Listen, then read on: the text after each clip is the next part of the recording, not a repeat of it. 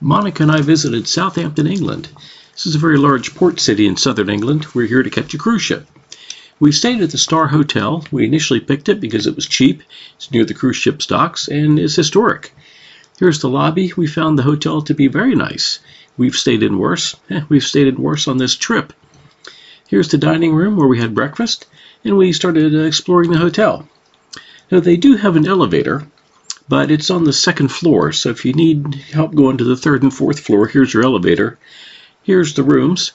It uses European-style heating, which means the radiators are on full blast, and you open and close the windows to regulate the temperature in the room. The bathroom wasn't bad. We had plenty of water pressure in the shower, but I didn't like the individual hot and cold taps at the sink. That was kind of inconvenient. It did have a very nice bar.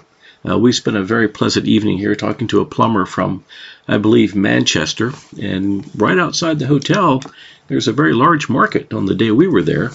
It's a good-sized farmer's market or flea market or however you want to characterize it.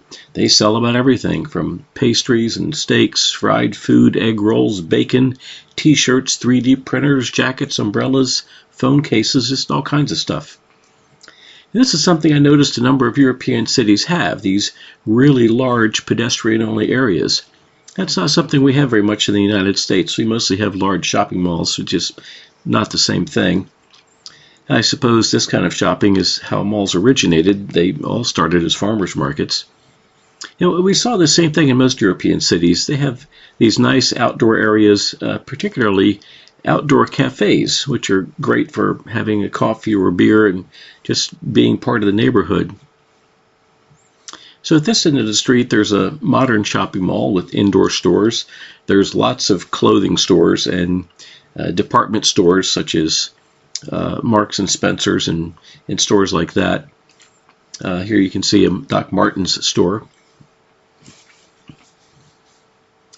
So after a busy day of exploring this little market, we stopped by the bar. Our credit card automatically converts things to dollars, so traveling as an American is so easy now because Visa is everywhere. And it turns out Southampton is a whole lot cheaper than London. We had a lovely dinner at the Standing Order, which is the cheap bar in town. It's part of the Witherspoon's chain.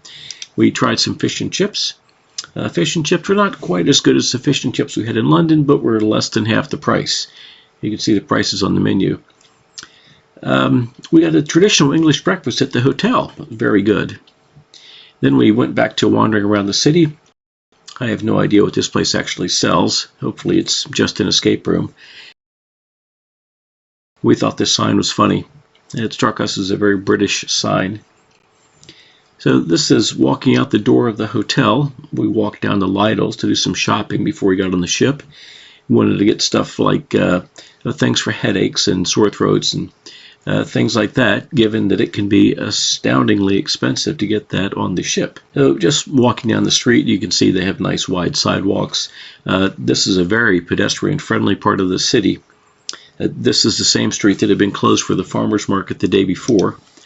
The prices in Lidl's are pretty good, same or maybe a little cheaper than in America.